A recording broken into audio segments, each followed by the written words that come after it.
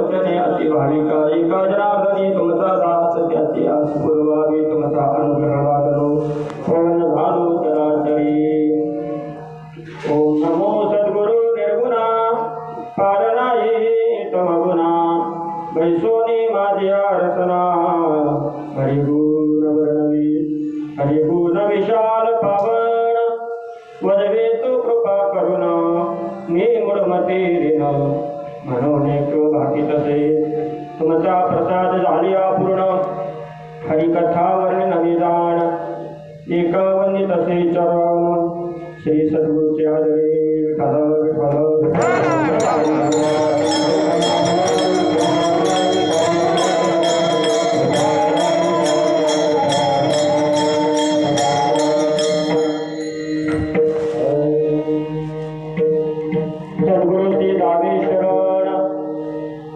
सद्गुरु श्री दावे शरण भावे धरावे चरण तरीत हा देव कळे मूर्ती अनुभव सोहळे श्रीपादनाथम गुरुराज वैरम मोक्ष नाम ज्ञानाय रक्षम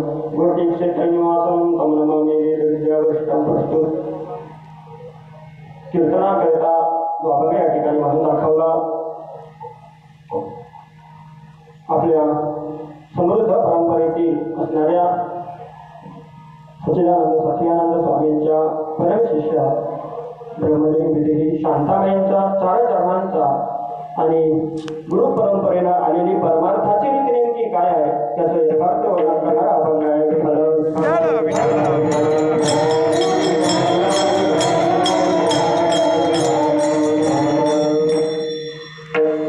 शांताबाई महाराज या अभंगाच्या माध्यमातून आपल्याला काय निरोप देत आहेत, नेमका काय संदेश देत आहेत।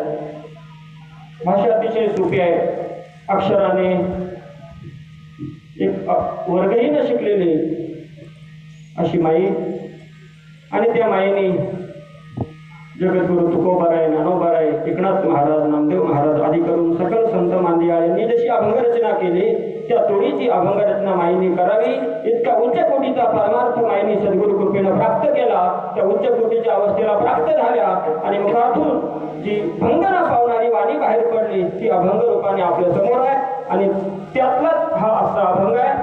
त्या अभंगाच्या माध्यमातून सखियानंद स्वामींच्या कृपेनं नेमका मला काय अनुभव आला आणि मला आलेला अनुभव जगाला सांगण्याकरता त्यांनी अभंगाचं माध्यम वापरलं। शांताबाईंनी अतिशय साध्या सरळ सोप्या भाषेमध्ये आपल्याला परमार्थाची रीती अभंगाच्या माध्यमातून सांगितली आहे।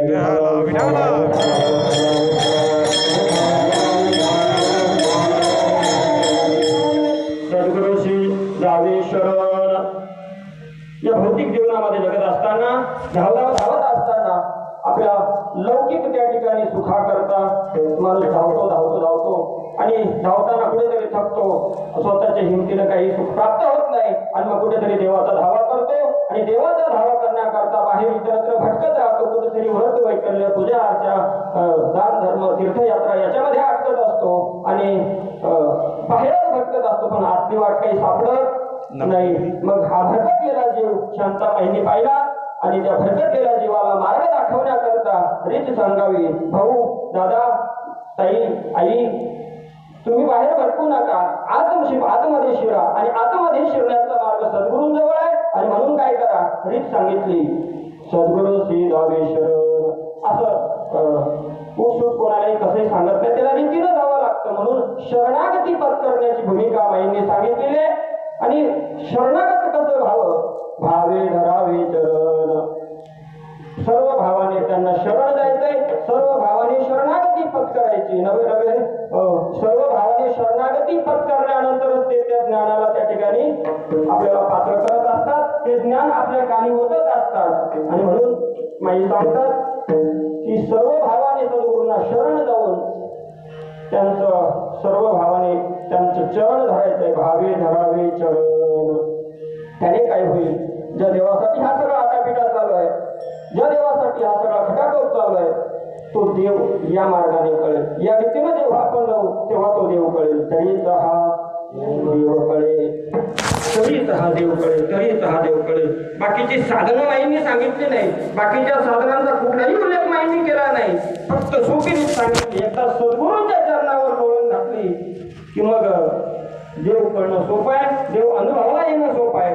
एकदा की देव कळाला की मग अनुभवाचे सोहळे आपल्याला उपभोगता येतील, त्या अनुभवाच्या सोहळ्यामध्ये आपल्याला आनंद उपभोगता येईल।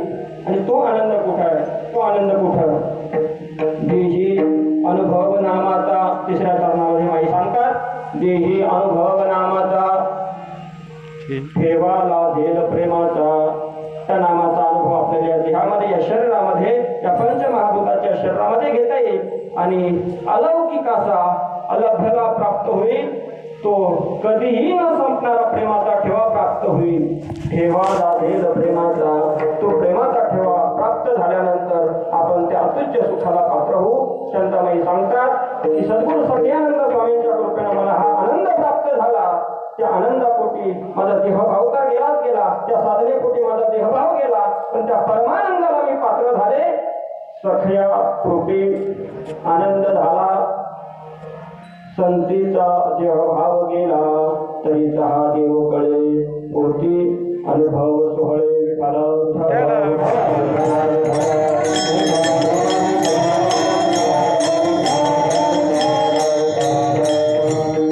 अभंगावर सविस्तर चिंतन करण्यापूर्वी अल्पासा पर्याय वाक्याचं कर्तव्य असतं या न्यायानं आपल्या या साधकांच्या माहेरघरामध्ये, या माहेरामध्ये भौतिक तीर्थक्षेत्रामध्ये सद्गुरू सच्चिदानंद श्रीपाद बाबा रामदास बाबा या महात्म्यांच्या या दरबारामध्ये आपण सर्व नामधारक साधक मायबाप गेल्या 5 दिवसापासून हा आनंद उपभोगत आहात. आजचा हा 5वा दिवस आहे नामयज्ञाचा आणि आज विशेष पर्वकाळ म्हणजे अधिक मासातील आजची ही एकादशी आहे आणि एकादशीच्या या पर्वकाळावर ही दुपारच्या सत्रातील कीर्तन सेवा माझ्यासारख्या एका अज्ञान लेकराच्या वाट्याला संयोजक मंडळींनी सोपवलेली आहे. खरं तर त्या पात्रतेचा नक्कीच नाही, मला काही येत नाही, अज्ञान बालक आहे, पण एक सद्गुरूचा दास म्हणून तुमचंच त्या ठिकाणी ऐकलं, त्या ठिकाणी तुम्हाला सांगण्याचा प्रयत्न करणार आहे. अज्ञान लेकरू आहे, बोलता बोलता इकडं तिकडं होईल, पण तुम्ही सगळी ज्ञानी सुज्ञ अनुभवी जाणते मंडळी आहात आणि या अज्ञान लेकराचे त्या ठिकाणी बोबडे बोल आपण या निर्धारित वेळेमध्ये ऐकून घ्या. खरं तर सद्गुरू सच्चिदानंद श्रीपाद बाबा, सद्गुरू सच्चिदानंद रामदास बाबा या महात्म्यांच्या तालमीमध्ये त्या ठिकाणी तयार झालेली त्या ठिकाणी संत महानुभव मंडळी, साधू मंडळी आपल्या ठिकाणी त्यांच्या सानिध्यात आपल्याला हा आनंद उपभोगता येतोय. गुरुवर्य बाबुराव बाबा, त्याचप्रमाणे गुरुवर्य तुकाराम बाबा या महात्म्यांच्या सानिध्यामध्ये हा आनंदाचा उपभोग घेण्याकरता त्या ठिकाणी ही सुवर्ण संधी आपल्याला मिळालेली आहे. आणि जे जे त्या ठिकाणी पहिल्या दिवसापासून आहेत त्यांचं भाग्य मोठं आहे, मोठं मत भाग्य आहे. काही आमच्यासारखे दुर्दैवी मंडळी आहेत, पूर्ण आनंद नाही उपभोगता येत, जीव तुटतो, पण परत करणार काय नाही का, कुठेतरी बांधलेलं असतात आणि मग त्याच्यामुळं असो जसं जसं त्या ठिकाणी विचार सुचेल, सद्गुरूंना जशी बुद्धी देतील तसा विचार मांडण्याचा प्रयत्न करू. आजच्या 5व्या दिवसाची ही सेवा आहे, 5व्या दिवसातील दुपारच्या सत्राची. खरं तर रोज दुपारी आपण संत कथा ऐकत असतात गुरुवर्य तुकाराम बाबांच्या मुखातून. पण आज एकादशीचा पर्व काळ आहे आणि थोडं नियोजनात त्या ठिकाणी या श्रीपाद आश्रमामध्ये वर्षातल्या 24 एकादशा आणि काही पर्वकाळ त्या ठिकाणी साजरे होतात आणि त्यातलेच दुपारी 2 कीर्तन होतात. प्रत्येक एकादशीला भजन होतं, त्या ठिकाणी प्रवचन होतात आणि काही साधक मंडळी मंदिरामध्ये चिंतन करत असतात. असा हा प्रत्येक 15 दिवसाचा त्या ठिकाणी नित्यक्रम आहे आणि त्या योगे ही दुपारची संतकथा त्या ठिकाणी आजनं होतं. ही दुपारच्या सत्रामध्ये कीर्तन सेवा होते. माझ्यासारख्या सर्वसामान्य लेकराच्या हे वाट्याला ही सेवा आलेली आहे. जसे जसे सद्गुरूंना बुद्धी देतील तसा विचार मांडण्याचा प्रयत्न करू.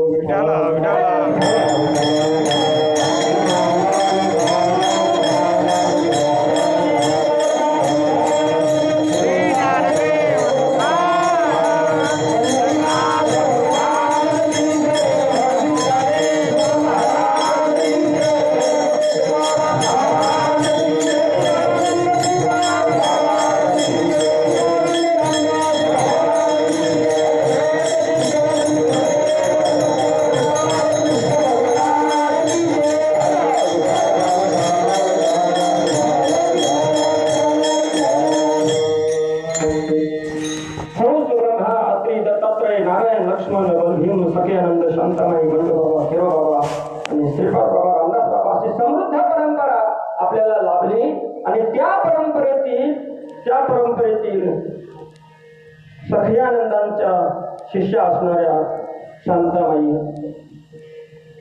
रोज संत चरित्र आपण याच वेळेत ऐकत असतात. एक धावत्या त्या ठिकाणी अगदी अल्पशा वेळेमध्ये शांताबाईंचा थोडासा परिचय आपण करून घेऊ. शांताबाई नेमक्या कोण, तसं ज्यांना अनुग्रह आहे, ज्यांना प्रबोध आहे, या रीतीनं ज्यांनी वाटचाल केली त्यांना शांताबाई सांगण्याची त्या ठिकाणी गरज नाही. शांताबाई कोण आहेत, कशा होत्या, काय त्या ठिकाणी अवस्थेत जगल्या, आपल्यापैकी बऱ्याच जणांना माहीत असतील. खरं तर त्यांचे अभंग त्या ठिकाणी वाचणं ऐकणं त्या ठिकाणी हा दुर्मिळ भाग आहे. बऱ्याच जणांना भेटले असतील नसतील भेटले अभंग, परंतु आता बऱ्याच ठिकाणी उपलब्ध आहेत, त्यांच्या मालिका प्रकाशित झालेल्या आहेत आणि कुणी ऐकलेला असेल नसेल ऐकलेला त्या ठिकाणी त्यांचं चरित्राचा थोडा काही भाग त्याच्यामध्ये दिलेला आहे. आणि त्या अनुषंगानं नेमक्या शांताबाई कोण, सोलापूर जिल्ह्यामध्ये भिवरवाडी नावाचं गाव, त्या भिवरवाडी नावाच्या गावामध्ये एका कोळी कुटुंबामध्ये माईंचा जन्म झाला आणि परंपरेनुसार कालगती त्या ठिकाणी त्यानुसार अगदी लहान वयातच माईंचा त्या ठिकाणी विवाह झाला आणि दिलं कुठं, सासरकुटचं निंभोर, जे सोलापूर जिल्ह्यामध्येच आहे. पंढरपूरकडे जाताना करमाळ्याच्या तिथं जवळच निंभोर नावाचं गाव आहे, त्या ठिकाणी दिलं. माईंची परमार्थी कोण सुरुवातीपासून होती, अगदी अल्पसा परिचय करून द्यायचा आहे. माई कोण होत्या,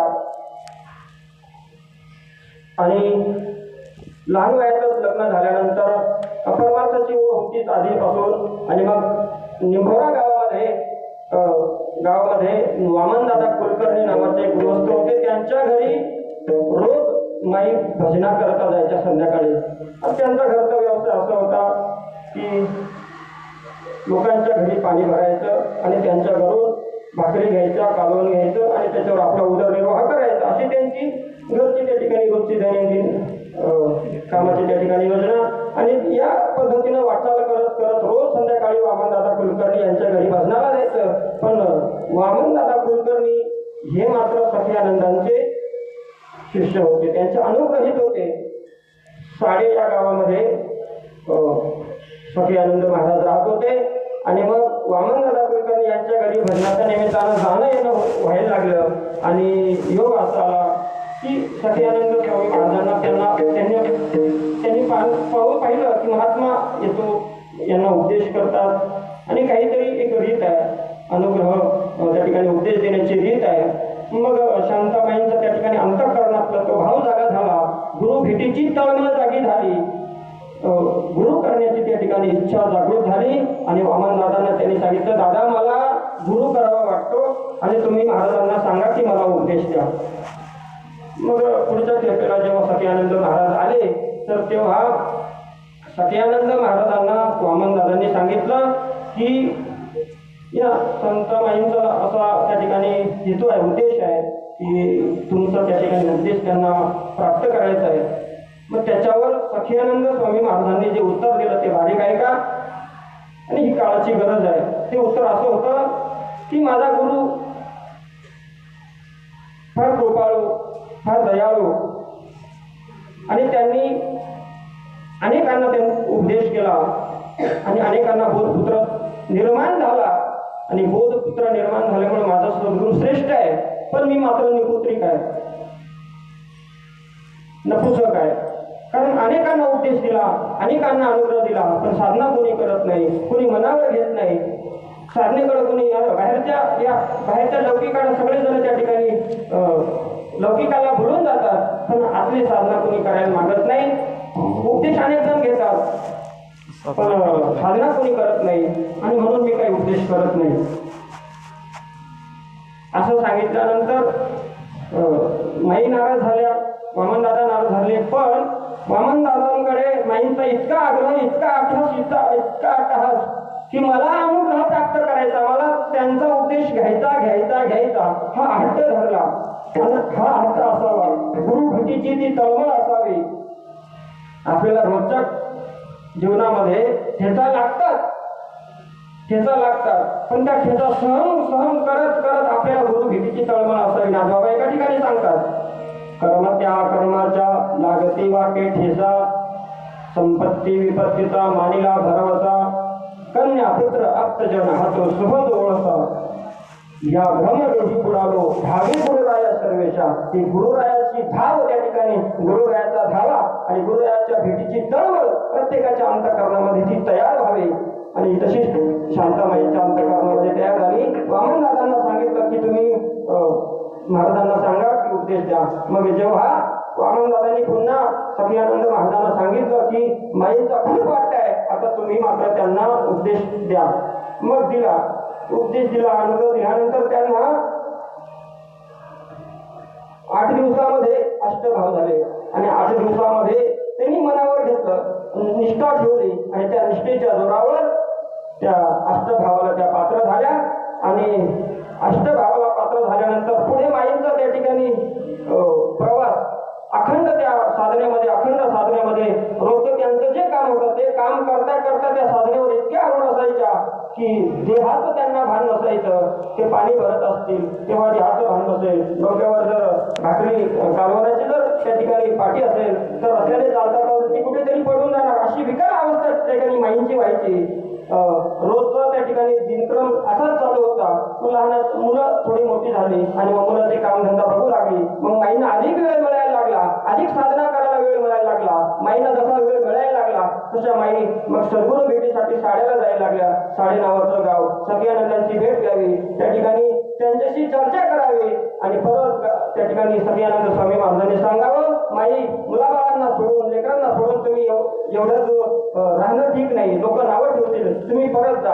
आणि मग सगळ्यानंद स्वामी महाराज बोलायला निघायचे. पण परत माईंना तो त्या ठिकाणी विरह चालू होत नव्हता. परत पुन्हा सद्गुरू भेटीसाठी जायच्या. मग नंतर काही दिवसांनी सत्यानंद महाराज निंबोऱ्याला यायला लागले. निंबोऱ्याला येऊन 2-4 दिवस राहायचे, माईंची अवस्था त्या ठिकाणी शांत करायची आणि मग जायचे. असं करता करता करता करता म्हणजे माईंना हळूहळू त्या साधनेमध्ये त्या ठिकाणी इतक्या त्या धुंद होऊन गेल्या की त्यांना कसलंही भान राहायचं नाही. मग माईंना हळूहळू कीर्तन करायला लावलं. नंतर बाकीच्या महिलांना उपदेश द्यायला सांगितले. का तर कुठेतरी साधनेतून बाहेर येतील, कुठेतरी त्यांना पाठांतर करायला सांगितलं. मग माई दुसऱ्यांना वाचायला लावायचा, स्वतः ऐकायच्या. त्याच्यातून ते थोडं थोडं पाठांतर होत जायचं आणि मग असं दिनक्रम चालू होता. नंतर कीर्तन गावोगाव कीर्तन करायला लावले. असा माईंचा त्या ठिकाणी रोजचा नियम चालू होता. आणि आपल्या काळजाला त्या ठिकाणी झोंबेल असा त्या ठिकाणी एक प्रसंग माईंच्या आयुष्यामध्ये घडला. बोधले महाराजांची दिंडी पंढरपूरला जात होती. आता पुढे आषाढी येईल त्यावेळेस दिंड्या जशा जातात तशी बोधले महाराजांची दिंडी इकडे जात होती पंढरपूरकडे. आणि उद्या दिंडी येणार आहे. माईंचं गाव रस्त्यावर, पंढरपूरच्या रस्त्यावर.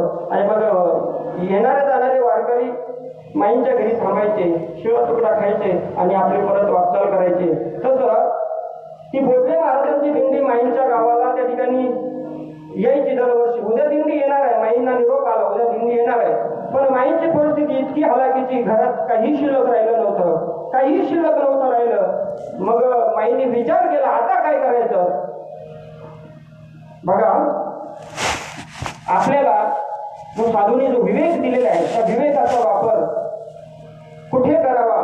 माईंनी त्या ठिकाणी निर्णय घेतला, एक कठोर निर्णय घेतला की आपल्या घरी उद्या वारकरी येणार आहे. वारकरी नव्हे, वारकऱ्यांच्या रूपात पांडुरंग परमात्मा आपल्या घरी येणार आहे. आणि मग त्या पांडुरंग परमात्म्याची सेवा करण्यासाठी आपण कमी पडतोय. पण नाही, आपल्याकडे काहीतरी आहे. घरात काही अन्नधान्य नाही, घरात पैसा अडका नाही, पण आपल्या पोटची मुलं आहेत आपल्याकडे. काय आपल्या पोटची मुलं आहेत. आणि मग त्यातल्या एका मुलाला आपण जर गावातल्या सावकाराला जर विकलं तर उद्याचा आपल्याला दिंडीच्या पंक्तीचा जो त्या ठिकाणी शिरा आहे, जे अन्नधान्य आहे, जो बाजार आहे, तो त्या सावकाराकडनं आपल्याला घेता येईल. बघा उद्धव नावाचा त्यांचा मुलगा, त्याला त्या ठिकाणी सावकाराकडे घेऊन गेले. माई घेऊन गेल्या आणि मी सावकाराकडे सांगितलं की शेठजी उद्या माझ्या घरी दिंडी येणार आहे आणि त्या दिंडीला मला जेवण द्यायचंय, पण माझ्याकडे काही त्या ठिकाणी सामग्री नाही, काही शिला नाही. आणि मग मला त्यांना जेवण तर द्यायचंय. मग असं करा, मला सगळं सामान द्या, सगळं साहित्य द्या आणि त्या बदल्यात मी माझा मुलगा तुम्हाला गडी म्हणून तुम्हाला विकते. आणि शेठजी सावकाराने विचार केला की रोज आपल्याला एवढी धावपळ करायची, आपल्याला शेतीवाडीच्या कामासाठी अशी माणसांची गरज आहे. आणि मग त्यांनी कागदोपत्री त्या ठिकाणी सगळं लिखाण केलं. माईंचा अंगठा घेतला. बघा आपलं वडिलोपार्जित आपली जमीन कुणाला तरी विकावी, त्या पद्धतीनं पोटचा मुलगा एका आईने वारकऱ्यांना जेवण देण्याकरता त्या ठिकाणी पोटचा पोरगा विकला. कशासाठी? परमार्थ आणि प्रपंच. इथं जेव्हा आयुष्यामध्ये असा काही प्रसंग येतो की परमार्थी प्रपंच, तेव्हा आपल्याला साधूने दिलेल्या बोधाच्या माध्यमातून आपला विवेक जागा ठेवून आपल्याला असे कठोर निर्णय त्या ठिकाणी प्रत्येक साधकाच्या आयुष्यामध्ये असे प्रसंग येतात, असा निर्णय घ्यावा लागतो. माईने आपल्या पोटच्या मुलाला त्या ठिकाणी सावकाराकडे विकलं आणि त्या बदल्यात सामग्री आणली. आणि सामग्री आणल्यानंतर दुसऱ्या दिवशी जेवण दिलं. कोणती आई आपला पोटचा मुलगा विकेल सांगा बरं. पण संत हृदयाची जी महात्मा मंडळ असतं, साधू हृदयाचं जे त्या ठिकाणी मन असतं, ते कठोर त्या ठिकाणी असे निर्णय घेत असतात. आपल्याला ते कठोर वाटतात, त्यांच्या दृष्टीने ते नाही. आणि मग दुसऱ्या दिवशी दिंडीला जेवण दिलं. दिंडीला जेवण दिल्यानंतर कुणीतरी गावातल्या कुणीतरी सांगितलं त्या बोधले महाराजांना की माईंनी त्यांचा मुलगा विकला आणि मग सामग्री आणून तुम्हाला जेवण दिलंय. ताबडतोब त्या दिंडी चालकांनी गावातल्या सावकाराकडे जाऊन आणि जेवढे पैसे होते तेवढे पैसे देऊन टाकले. त्यांचा मुलगा सोडून आणला आणि पुढे त्या ठिकाणी वाटचालीला निघून गेले. सांगायचा मुद्दा एवढा होता की ज्या माईनं आपला पोटचा पोरगा एका सर्वसामान्य त्या ठिकाणी कुठलाही त्या ठिकाणी विचार न करता आपला दररोजचा जसा व्यवहार आहे तशा पद्धतीने त्या जगत होत्या. त्या पद्धतीने त्यांनी तो व्यवहार केला की दिंडीला जेवण करायचंय, मग त्या ठिकाणी पोटचं असेल काय, दुसऱ्याचं असेल काय, मग त्यांनी दिंडीला जेवण दिलं आणि त्या ठिकाणी परमार्थ त्या ठिकाणी किती कसोटीनं करायचा त्यांनी आपल्या आयुष्यामध्ये त्यांनी स्वतः जगून त्या ठिकाणी दाखवून दिलं. विठ्ठला विठ्ठला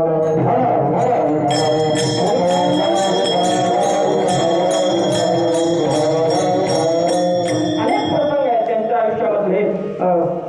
असो आपल्याला तितकं त्या ठिकाणी खोलात जाऊन विचार नाही करायचा. पण ज्यांचा अभंग आहे अक्षराने त्या ठिकाणी एकही वर्गाने शिकलेली, कुठल्याही त्या ठिकाणी शिक्षण नसताना फक्त आणि फक्त सद्गुरू नामाच्या जोरावर आणि अनुभवाच्या जोरावर त्यांनी अशी अभंग रचना केली की एखाद्याने व्याकरण जरी तिथं लावून बघितलं तरी कुठे किंचित सुद्धा त्या ठिकाणी कुठे त्रुटी आढळणार नाही, कुठे चूक आढळणार नाही. अशा ज्ञानोबा तुकोबांच्या तोडीचा त्या ठिकाणी परमार्थ करणारे माझ्या शांताबाई एवढं का त्या ठिकाणी घडलं, कारण अशी समृद्ध परंपरा माईंच्या त्या ठिकाणी पाठीमागे होती. नवे हा समृद्ध परंपरेचा वारसा माईंपर्यंत आलेला होता आणि तिन्ही अवस्थेत त्या ठिकाणी विधी स्थितीमध्ये माई जगत होत्या. अशी सखियानंद महाराजांची कृपा त्यांच्यावर होती. सखियानंदाची शांता माई, सखियानंदाची शांता माई, सखियानंदाची शांता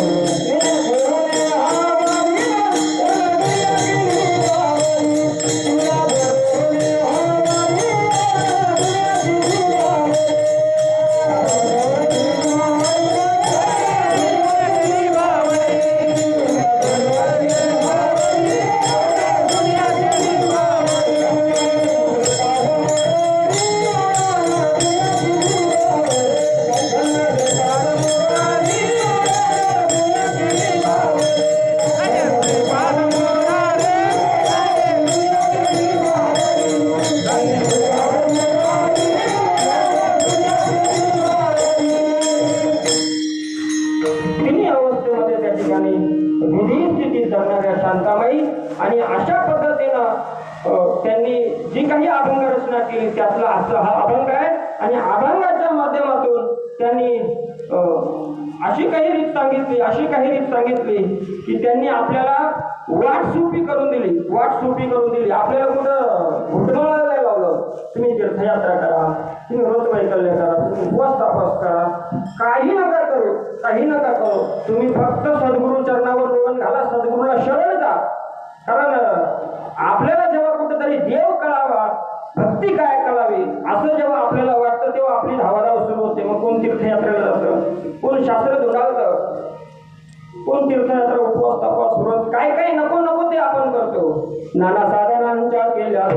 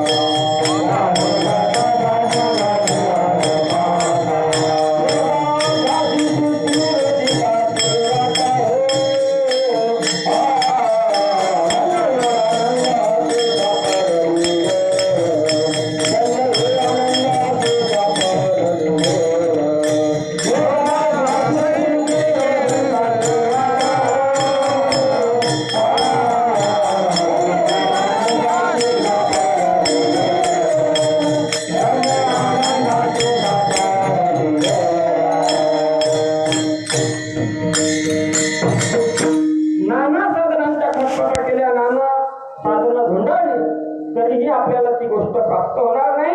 ती प्राप्त करण्याकरता आपल्याला संतांना शरण जावं लागेल. त्यांच्याशिवाय नाही. संताविना प्राप्ती नाही. ऐसे वेद देती ग्वाही. देव समजून घेण्याकरता, देवाची त्या ठिकाणी ओळख होण्याकरता फक्त आणि फक्त संत त्या ठिकाणी आपल्याला मदत करू शकतात, सहाय्यभूत होऊ शकतात. त्यांच्या व्यतिरिक्त कोणीही आपल्याला ती वस्तू समजून देऊ शकत नाही. एक विचार करा की आपल्याला रोजच्या गरजा भागवण्याकरता बाकीची सगळी मंडळी आपल्याला सहाय्यभूत होते, रोजच्या गरजा भागवण्याकरता अन्न, वस्त्र, निवारा या सगळ्या गोष्टी. पण अशी एक गोष्ट आहे की त्या गोष्टी करता हे बाकीचे सगळे त्या ठिकाणी दूर पडतात आणि आपल्याला फक्त सद्गुरू कामी येतात. शेवटच्या क्षणाला जी गोष्ट गरजेची आहे ती गोष्ट फक्त सद्गुरू समजून घेऊ शकतात. आणि म्हणून आपल्याला बाकीच्यांशी त्या ठिकाणी बाकीचे आपल्याला उलट अडकवतील त्याच्यात, पण बाहेर नाही काढणार. सद्गुरू त्यातून बाहेर काढतील. माता पिता बंधू भगिनी कोणी नभवती निर्वाणी इष्ट मित्र सुखाची मांडणी एकामे दुःख भोगी कुंभ पाप जाचणी तेथे गणे सोडविना एका सद्गुरू वाचणे. सद्गुरू शिवाय तिथं कुणीच पुरू शकत नाही. बाकीचे आपल्याला अडकवण्याचा प्रयत्न करतील, पण एकटे सद्गुरू आपल्याला त्या जन्म मरणाच्या त्या सावलीतून आपल्याला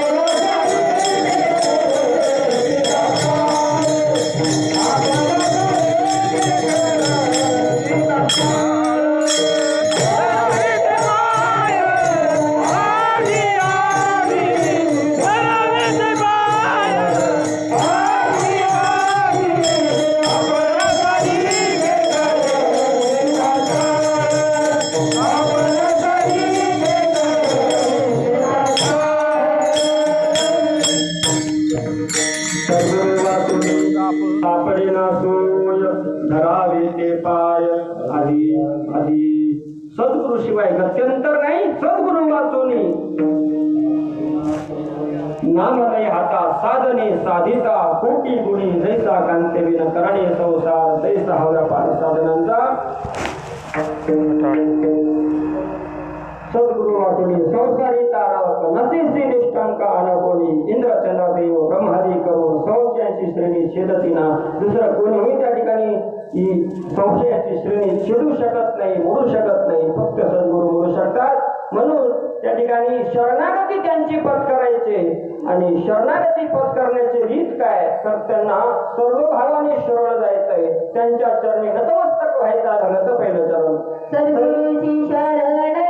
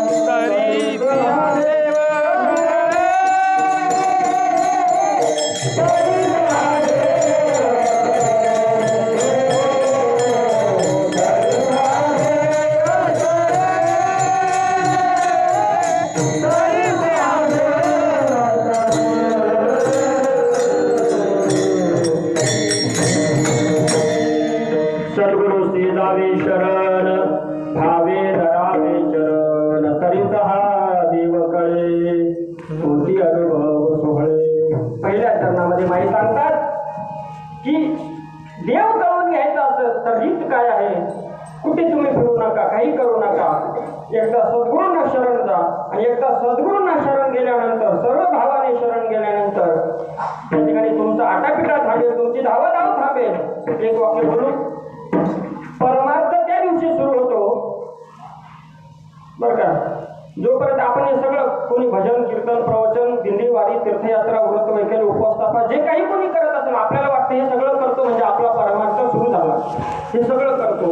पण परमार्थ त्या दिवशी सुरू होतो ज्या दिवशी द्रष्टा महात्मा द्रष्टे सद्गुरू आपल्या आयुष्यामध्ये येतात. असा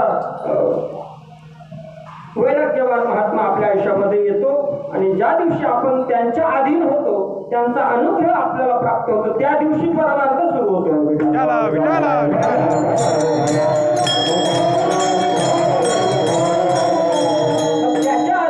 त्याच्या आधी जे काही आपण करत असू ती सगळी मेहनत आपल्याला सद्गुरू भेटीसाठी कामात येते. सद्गुरू मिळावा, सद्गुरू महात्मा भेटावा याच्याकरताची ती मेहनत असते. आणि मग सद्गुरू महात्मे आयुष्यामध्ये आल्यानंतर नेमकं काय करतात, आपल्या आयुष्यामध्ये काय केलं, महात्म्यांनी काय केलं, प्रेमानं जवळ घेतलं, गोंजारलं, भाऊ दादा करून, ताई आई करून आपल्याला जवळ घेतलं आणि सांगितलं, भाऊ आजपर्यंत तू बाहेर भटकत होतास, बाहेर धावत होतास, आता काय कर, आता बाहेर भटकू नको, आता आतमध्ये घुस. मग आतमध्ये घुसण्याची रीत आपल्याला साधू महात्मे देतात अनुग्रहाच्या माध्यमातून. ही रीत आहे. ज्ञानेश्वरीमध्ये ज्ञानोबा सांगतात ते ज्ञान जर प्राप्त करायचं असेल तर त्यांना शरण जावं आणि या रीतीने ते ज्ञान ग्रहण करावं. ते ज्ञान पैगा भरावे जरी मनी आतिया नावे तरी संताया भजावे सर्वस्वीशी, संताया भजावे सर्वस्वीशी.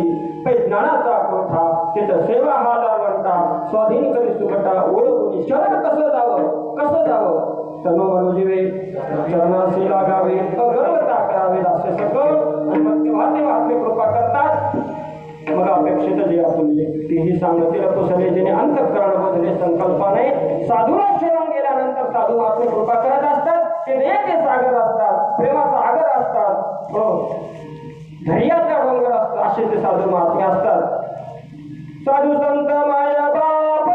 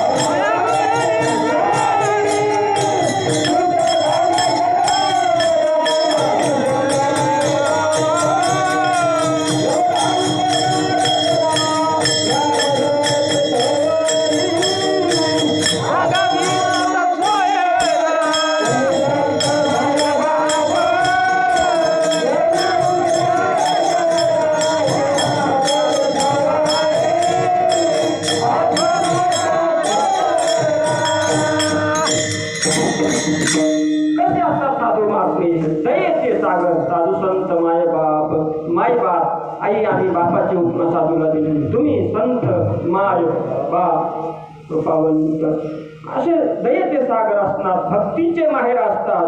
असे असणारे साधू महात्मे काय करतात, आपल्याला अनुग्रहाच्या माध्यमातून आपल्याला आतमध्ये शिरण्यासाठी प्रवृत्त करतात. आजपर्यंत बाहेर भटकत होता, बाहेर फिरत होता, आता बाहेर भटकू नको, आता आतमध्ये घुस. मग आतमध्ये आपल्याला ती अनुग्रहाची रीती देऊन आपल्याला भजन करण्यास शिकवतात. आणि मग त्या भजनाच्या माध्यमातून साधकाला काय परिणाम होतो त्या ठिकाणी या पंचमहाभूताच्या देहाला त्या नामाचा त्या ठिकाणी चिंतनाचा परिणाम होतो. तर त्या चिंतनाच्या माध्यमातून साधकाला अष्टभाव होतात. कसे अष्टभाव होतात त्या ठिकाणी पुरावे दिलेले आहेत. पण ते पुरावे असूनही अनेक जणांना ते पटत नाही. पण शास्त्रसंमत असल्यामुळं या आपल्या महात्म्यांनी सद्गुरू सच्चिदानंद श्रीपाद बाबा, सद्गुरू सच्चिदानंद रामदास बाबा या महात्म्यांनी ज्ञानेश्वरी भागवत हातामध्ये घेऊन आणि दारोदार जाऊन लोकांना त्या ठिकाणी हा विषय समजून दिला. आणि तेव्हा कुठेतरी तुमच्या माझ्यापर्यंत हा विचार पोहोचला. नाहीतर शास्त्र पंडितांनी कुठेतरी पंडित वाचक ज्ञानी या लोकांनी याच्यावर कुठेतरी त्या ठिकाणी आवरण आणलं होतं. पण असा द्रष्टा महात्मा अवताराला आला. या नाशिक जिल्ह्यामध्ये खर्डा नावाच्या गावामध्ये जन्म झाला.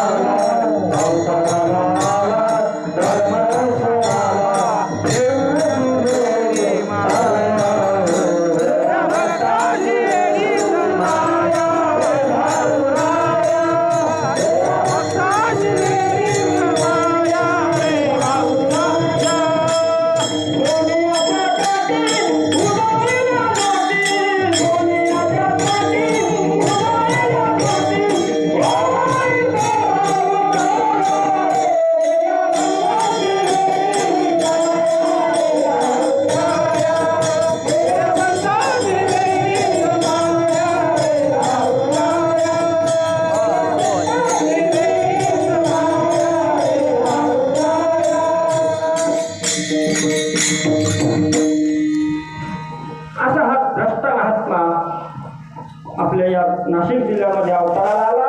आणि घोटीक त्या ठिकाणी काहीच कामधंद्याच्या निमित्तानं, नोकरीच्या निमित्तानं, बदलीच्या निमित्तानं घोटला येणं झालं. आणि हा तुमच्या माझ्यासारख्या सर्वसामान्य त्या ठिकाणी जडजीवांच्या वाट्याला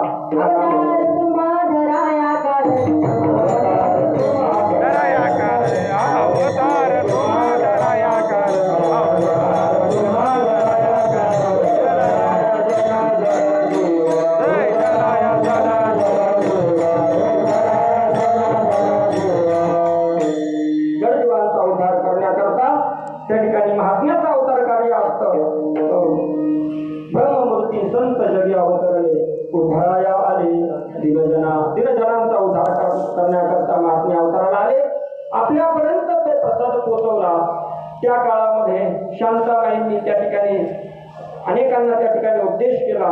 त्यातले बंडोबाबा कुडके पैठणचे त्यांनी त्या ठिकाणी आपल्यापर्यंत येण्याकरता किरोबा बाबांना घडवलं. किरोबा बाबांनी श्रीपाद बाबांना घडवलं. आणि श्रीपाद बाबांनी त्या ठिकाणी जी महात्मी मंडळी घडवली, मग गुरुवरे बागडे बाबा असतील, गुरुवरे तुकाराम बाबा असतील आणि अनेक संत मांदी आहेत त्या ठिकाणी मिळवलेली मांदी वैष्णवांची ज्ञानोबरायांच्या तोडीचं काम माझ्या श्रीपाद बाबांनी केलं.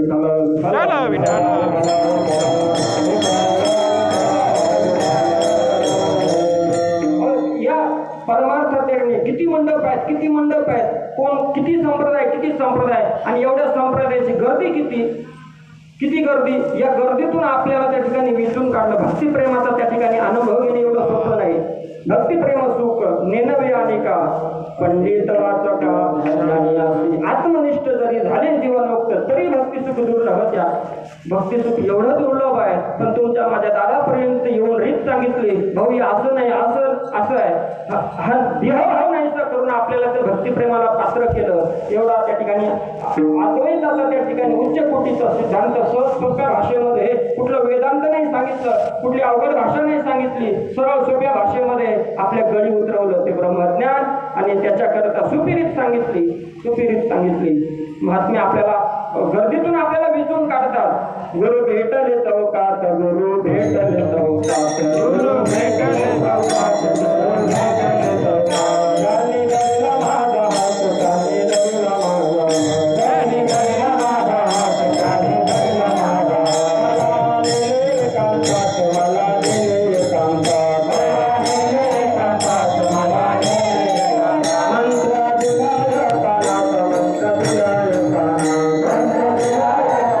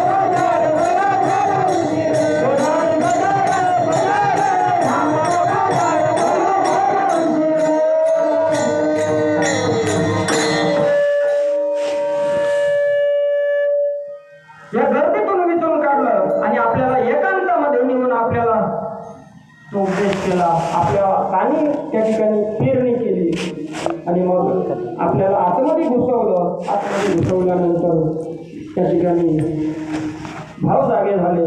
नामा आठविता सद्गदित कंठी प्रेम वाढे पोटी ऐसे करी रोमांच जीवन आनंदाश्रू नेत्री अष्टांग ही गात्री प्रेम तुझे सर्व शरीर वेदया कीर्तनी गाऊ निशितीने नाम तुझे.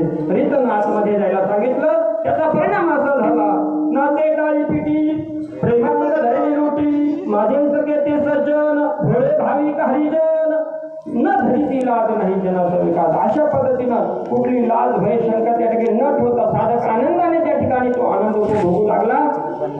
देहभाव त्या ठिकाणी नाहीसा करण्याचं हे साधन. बऱ्याच ठिकाणी कीर्तनात अवस्था होतात ते बऱ्याच जणांना मान्य नसतात. बरेच जण त्या ठिकाणी कीर्तनात असं होऊ नये कुठेतरी त्या ठिकाणी साधना करत असताना बाहेर हो पण त्याला पुरावे आहेत.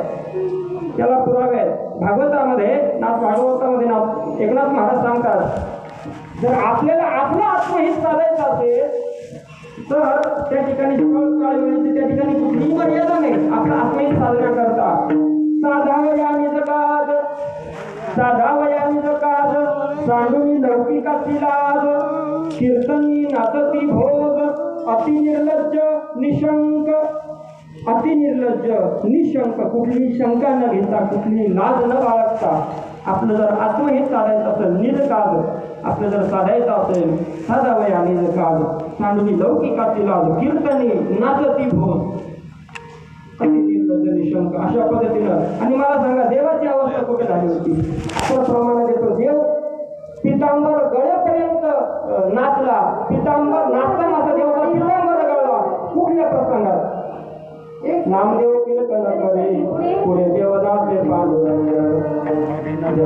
बोला ज्ञानदेवा नामदेव महाराजांनी कीर्तन करावं आणि त्या कीर्तनामध्ये जरा काही सांगावं ज्ञानोबराया तुम्ही अभंग म्हणा आणि मग ज्ञानोबरायांनी अभंग म्हणावा. कुठं नामदेव महाराजांच्या कीर्तनामध्ये मग नामदेव महाराजांनी कीर्तन करावं ज्ञानोबरायांनी अभंग म्हणावा.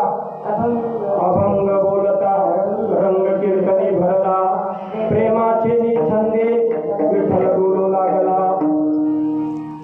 आणि मग जेव्हा आनंदाने त्या ठिकाणी आनंदी निर्भर डुलत असो या रीतीने जेव्हा भगवंताला त्या ठिकाणी त्या प्रेमानुभूतीचा अनुभव त्या ठिकाणी भगवंताने त्या ठिकाणी कीर्तनामध्ये नाचावं. देव त्या ठिकाणी देवभान विसरून भगवंताने नाचावं. नाचता देवाचा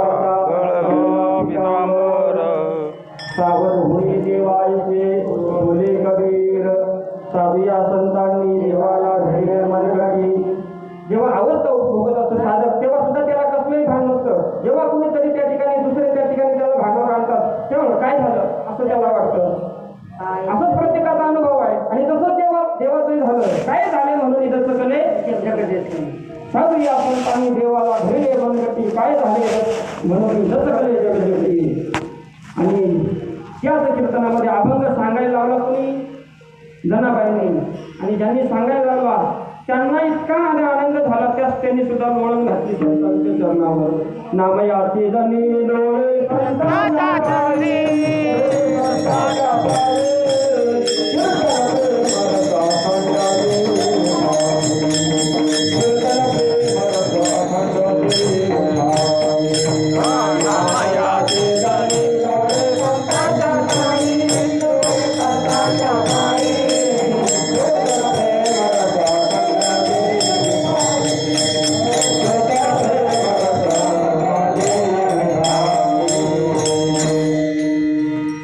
नामदेव महाराजांची त्या ठिकाणी जनाबाई नामदेव महाराजांचा त्या ठिकाणी अनुग्रह जनाबाईला. आणि मग नामदेव महाराजांच्या चरणावर जनाबाई लोटतात. हा अनुभव कीर्तनातला आहे. हा प्रसंग कीर्तनातला आहे. आणि म्हणून कीर्तनामध्ये जरी अवस्था होत असेल तरी लोक नावं ठेवतील. परंतु का म्हणे असे जन नाही कानते ठाई. साधू महात्म्यांनी आपल्याला पुरावे देऊन सांगितलंय की नाही भिडघाट आणि म्हणून कीर्तनामध्ये अवस्था होत असतील पण आपलं हित आत्महित साधण्याकरता ती गोष्ट त्या ठिकाणी गरजेची आहे. साधावा मगाशी पुरावा होऊन गेला. आणि अशा पद्धतीनं साधू महात्मे आपल्याला रीतीनं सांगतात. आणि जेव्हा त्या ठिकाणी परीक्षण करून साधू महात्मे आपल्या स्वरूपावर आणतात. स्वरूपावर आणल्यानंतर भाऊ तू हे शरीर नाही हे डबडं तू नाही या शरीराला चालवणारी चैतन्य शक्ती तू आहे.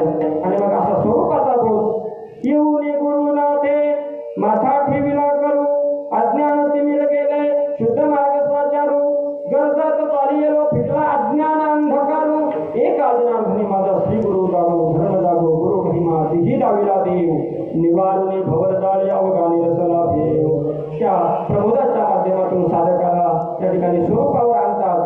या देहबुद्धीचा नाशीकरणा करता नवे नवे देहबुद्धी घालवण्याकरता तू हे नाहीस तू ते आहेस तू हे नाही तू ते आहेस या बोधावर आणल्यानंतर आणि मग साधकाला मी ती वस्तू आहे हा अनुभव जेव्हा साधकाला येतो तेव्हा तेव्हा कळतो आणि मी या देवासाठी कायम भटकत होतो तो देव मला आतमध्ये दाखवला तो देव मला त्या ठिकाणी साधूने अनुभवाला आणून दिला आणि तो देव या रीतीनं गेल्यानंतर कळतो तरच कळतो असा इतर बाहेर बघून काही साधनाने कळत नाही. अभंगाचं दुसरं हा देव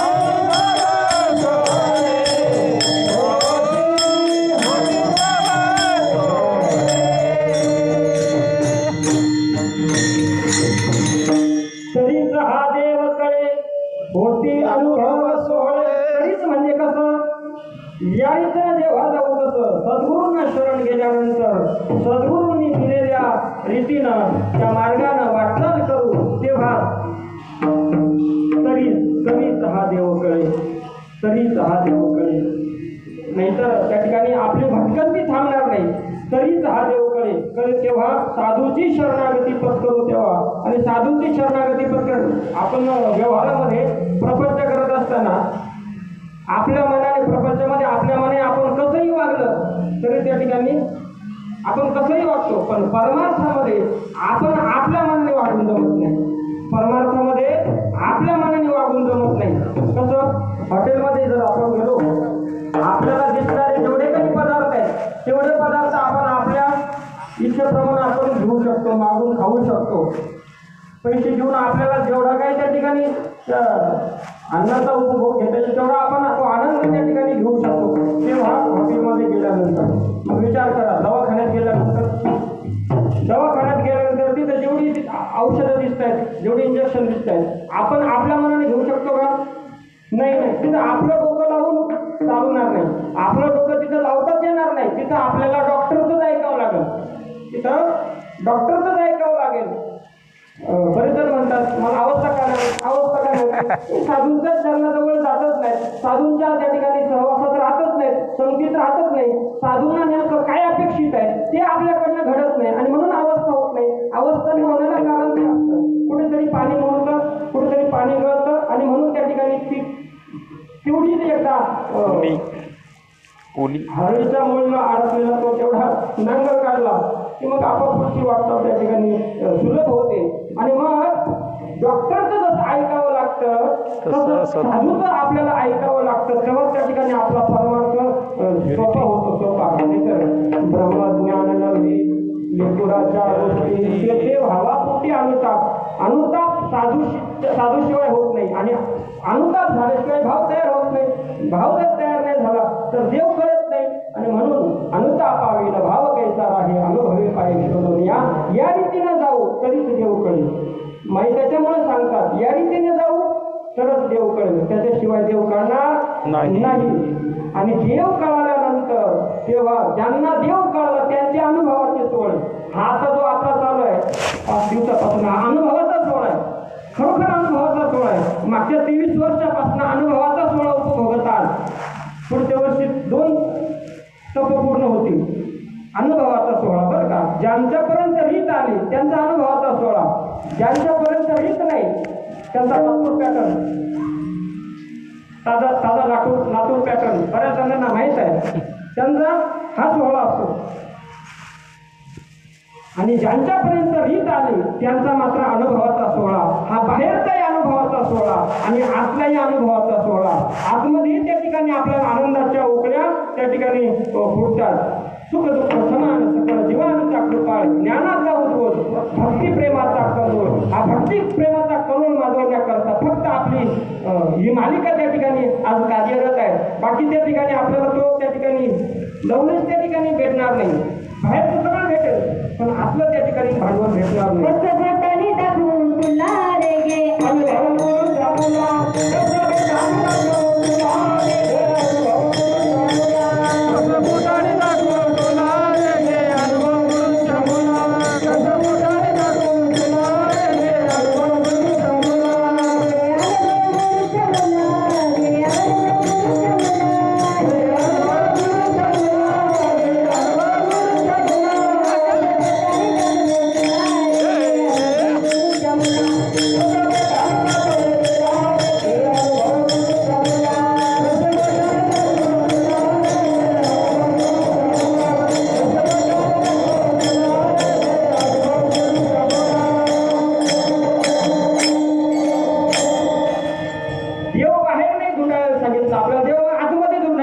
आणि ते असं दाखवून ऐकून बोलून नाही.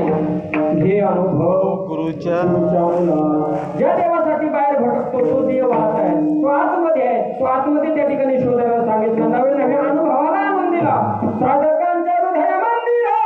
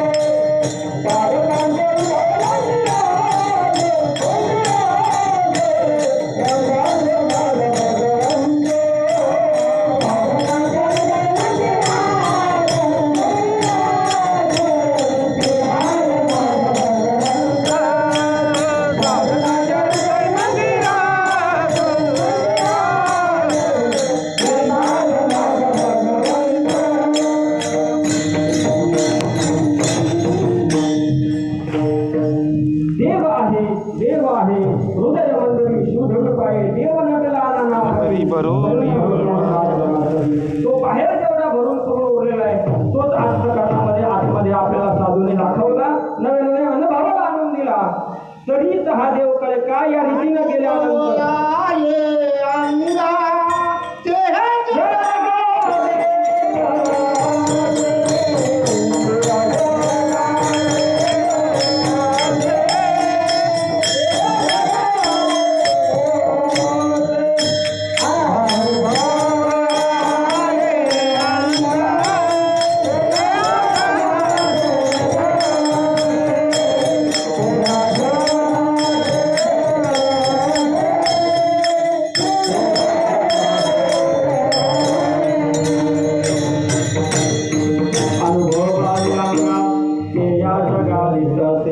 आपल्याला जो अनुभव आला तो साधू महात्म्यांनी या जगाला दिला. माईने तेच केलं. काय केलं? आपल्याला सद्गुरू सखियानंद स्वामींच्या कृपेनं जो अनुभव आला तो या जगाला त्या ठिकाणी देण्याकरता अक्षराने अडाणी पण ज्ञानानं त्या ठिकाणी सर्वोच्च त्या ठिकाणी स्थिती प्राप्त केली माझी माई. आणि जगाला सांगते की अनुभव देवाचा अनुभव यायचा असेल या रीतीने जावा लागतो आणि तो अनुभव या देहामध्ये येतो. देहामध्ये त्या नामाचा अनुभव आला की काय होतं की अलभ्य लाभ होतो. तो अलौकिक ठेवा प्राप्त होतो. प्रेमाचा ठेवा अभंगाचं चित्र करा.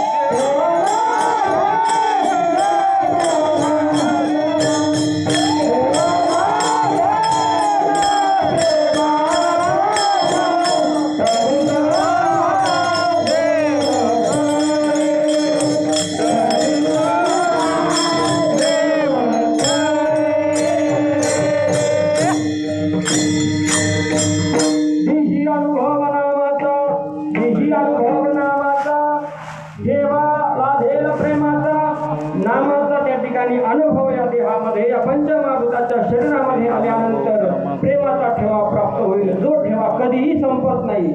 न सरी लोटीचा मागे गोतुजनी जुना ठिकाणी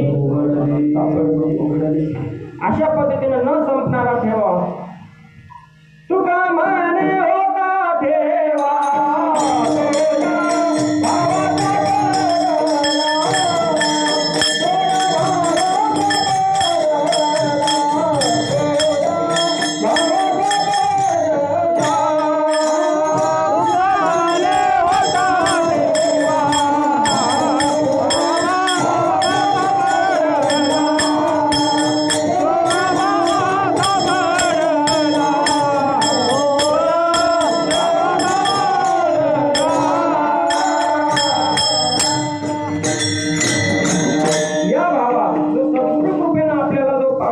प्राप्त होतो. अष्टभाव या भावाच्या द्वारे तो ठेवा प्राप्त झाला जो कधीही न संपणार आहे.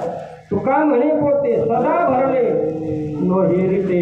कधीही न संपणारा हा ठेवा प्राप्त झाला. अशी दुर्मिळ गोष्ट आहे. एवढी देव दुर्लभ गोष्ट आहे आणि तरीही आपल्याला संत भेटली. काय त्या महात्म्यांची कृपा. सच्चिदानंद श्रीपाद बाबा, सच्चिदानंद रामदास बाबा या महात्म्यांनी अशी काय कृपा केली की आपल्याला हा ठेवा प्राप्त झाला जो दुर्लभ आहे. तो देवादिकांना मिळत नाही. अनुग्रहासाठी हरिहर लाळ घोटी.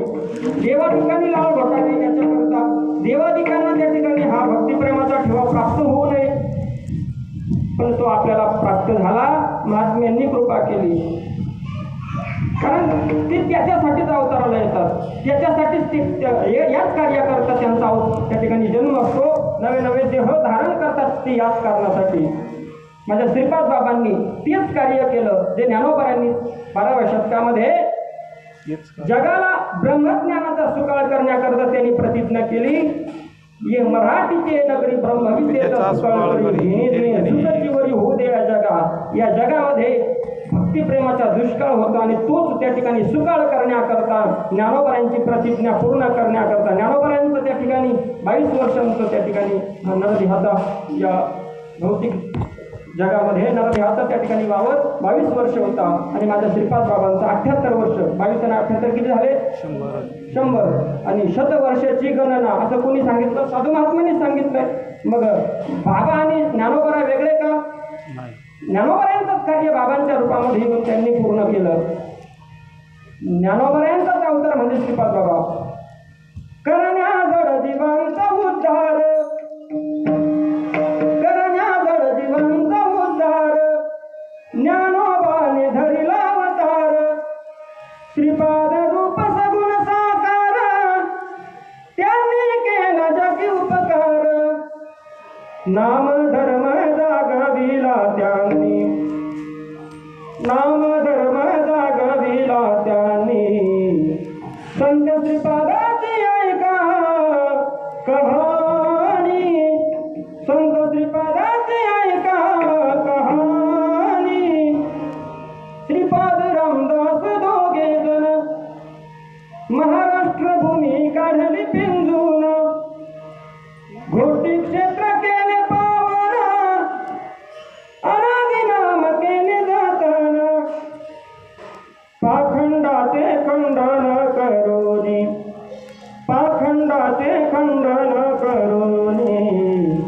संत श्रीपादाची ऐका कहाणी, संत श्रीपादाची ऐका कहाणी. लक्षार्थ ज्ञानेश्वरीचा, गुढार्थ दिला भागवताचा.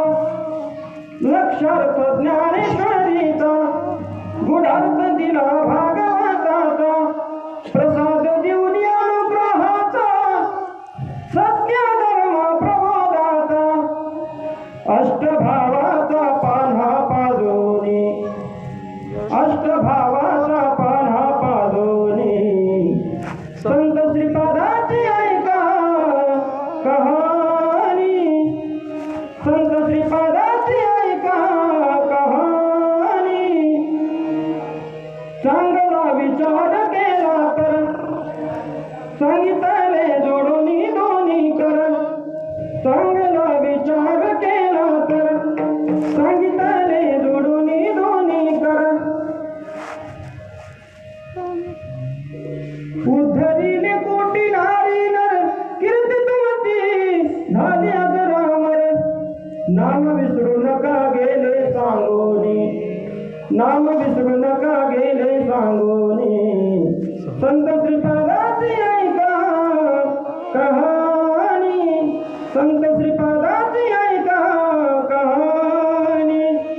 श्रीपाद केरो बाकाचेला, सत्पुरुष लाभला आनंदाला.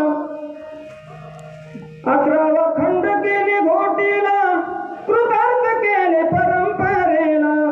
श्रीपाद दास लागला चरणी, श्रीपाद दास लागला चरणी. संत श्रीपादाची ऐका कहाणी, संत श्रीपादाची ऐका कहाणी. रामदास बाबांना सोबत घेऊन महाराष्ट्राच्या त्या ठिकाणी कानाकोपऱ्यामध्ये फिरावं. ज्ञानेश्वरी भागवताचा आधार घेऊन हा भक्तिप्रेमाचा त्या ठिकाणी ठेवा नामाच्या माध्यमातून अनुभवाला आणून द्यावा. साध्या सरळ सोप्या भाषेमध्ये कुणालाही त्या ठिकाणी कुणी आडवं आलं तरी त्याला शब्दांनी विचारांनी खंडन करून पाखंडाचं खंडन केलं. पण तळागाळापर्यंत पोहोचवण्याकरता हाडाची काढ करून घरावर गोष्टीपत्र ठेवून माझ्या महात्म्याने साधकांना त्या ठिकाणी ही आत्मानुभूती आणून दिली. साधकांच्या मनावर अधिराज्य गाजवणारा हा खरा पुरा त्या ठिकाणी राजा होता, राजा होता. श्रीपाद माझा घोटीचा राजा किती दयाळू, श्रीपाद माझा घोटीचा राजा किती दयाळू. पाजे प्रेम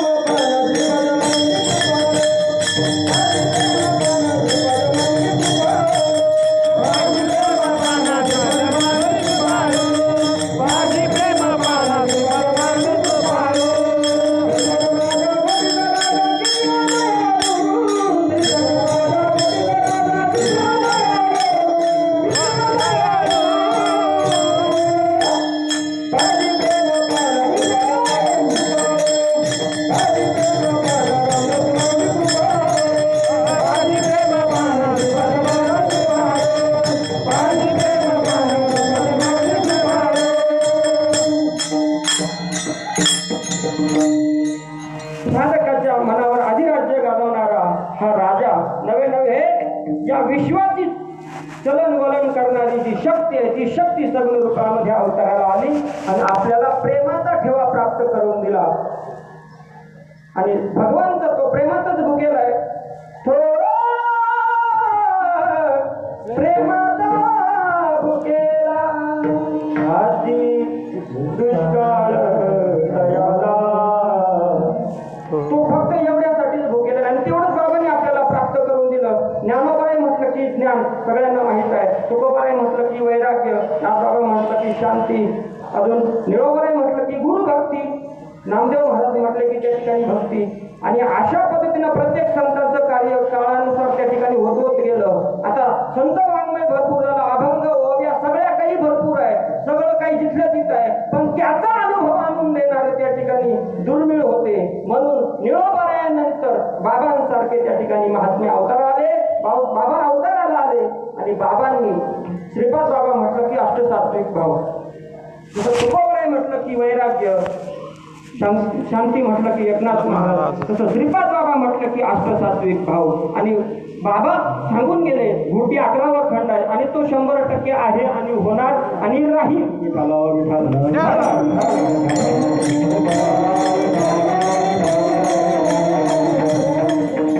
आणि अशा हा अलौकिक त्या ठिकाणी अनुभूतीला आपल्याला प्राप्त त्या ठिकाणी पात्र केलं. आणि म्हणून ही अनुभव नामाचा ठेवा लाभेल प्रेमाचा, हा प्रेमाचा ठेवा आपल्याला सद्गुरु कृपेने त्या ठिकाणी प्राप्त झाला. सगळ्यांनी एकदा भगवंताचं भजन करू.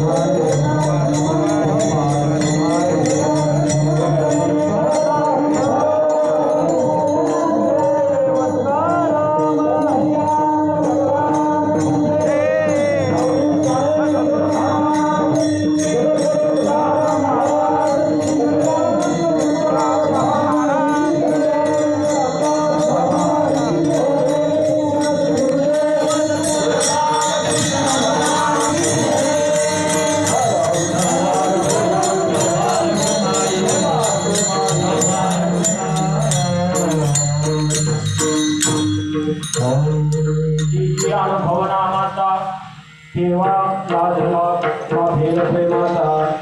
आणि अशा पद्धतीनं सद्गुरू सखियानंद स्वामींच्या कृपेनं माईंपर्यंत हा परमार्थ पोचला. माईंच्या आयुष्यामध्ये असा अनुराग बदल झाला की त्यांना सगळ्या गोष्टी करता करता त्या ठिकाणी तो आनंद उपभोगता येत होता. नवे नवे ते जेवताना खाताना त्या ठिकाणी सगळ्या गोष्टी करताना कशातही त्यांना भान नसायचं. अशा पद्धतीनं शरीर विकल होऊन जायचं.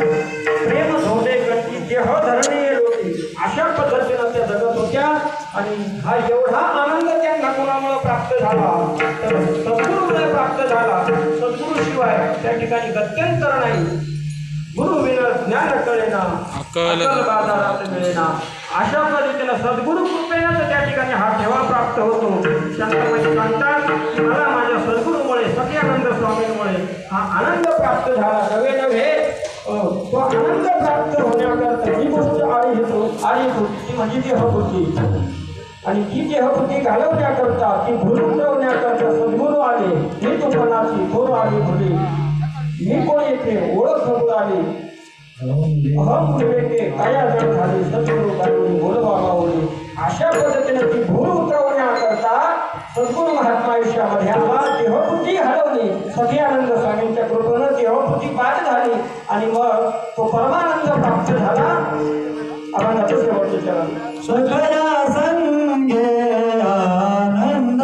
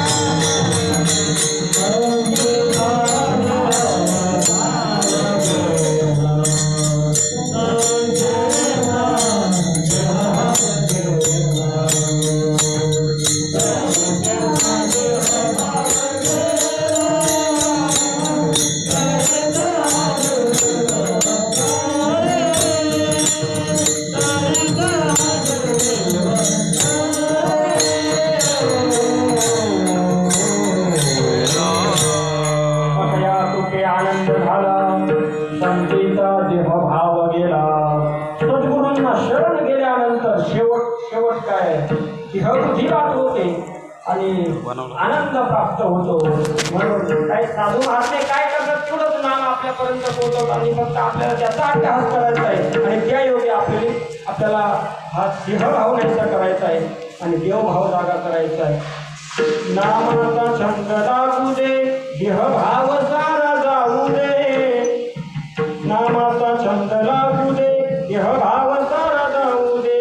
श्रीपाद माझ्या मनाला नामाचा छंद लागू दे. श्रीपादा माझ्या मनाला नामाचा छंद लागू दे. हा नामाचा छंद प्रत्येकाला लागावं म्हणून हातात आहे. तर तुम्हाला कामं नाही, आम्हाला कामं नाही, सगळ्यांना कामं नाही म्हणून इथं आलोच नाही. प्रत्येकाला हा प्रसाद मिळावा, प्रत्येकाला त्या प्रसादाची गोडी चाखता यावी, प्रत्येकाला ती आनंद अनुभूती घेता यावी आणि त्याच्याकरता हा खटाटोप आहे आणि त्याच्याकरता हा मेळ त्या ठिकाणी जमवलेला आहे. आणि म्हणून सखियानंद स्वामींच्या कृपेनं माईंना जसं अनुभव आला तसं त्यांनी त्या ठिकाणी अभंगाच्या माध्यमातून वर्णन केला आणि आपल्यालाही सद्गुरू अगडे बाबा सद्गुरू तुकाराम बाबांच्या कृपेनं हा अनुभव त्या ठिकाणी घेण्याकरता त्या ठिकाणी आपल्याला महात्म्यांनी पात्र केलं आणि त्या सुखाला पात्र होण्याकरता ज्यांच्यापर्यंत हा प्रसाद पोहोचलेला नाही त्यांनीही त्या ठिकाणी तळमळीनं या मार्गामध्ये त्या ठिकाणी वाटचाल करायला सुरुवात करावी. कोणी असेल त्या ठिकाणी वंचित त्यांनी कृपया वेळ न दवडता, कारण ही शेवटची संधी आहे आणि यातून आपलं कल्याण करण्याकरता तळमळ त्या ठिकाणी करावी. आणि याच अनुषंगानं नाईंचा हा निरोप तुमच्यापर्यंत त्या ठिकाणी मला काही येत नाही, अज्ञान बालक आहे, अज्ञान निपुण आहे, काही येत नाही. साधूंचा निरोप आणि बोलविणारी शक्ती तीच आहे, ती चैतन्य शक्ती त्या ठिकाणी बोलवून घेते. बोलविता शिकविता धनी वेगळाच आहे आणि म्हणून अभंग काही सोडवण्याचा त्या ठिकाणी विषय नाही. जसं जसं विचार त्या ठिकाणी आपल्यासमोर मांडण्याचा प्रयत्न केला. बोलता बोलता बरंच काही चुकलं असेल, मोठ्या अंतःकरणाने क्षमा करा.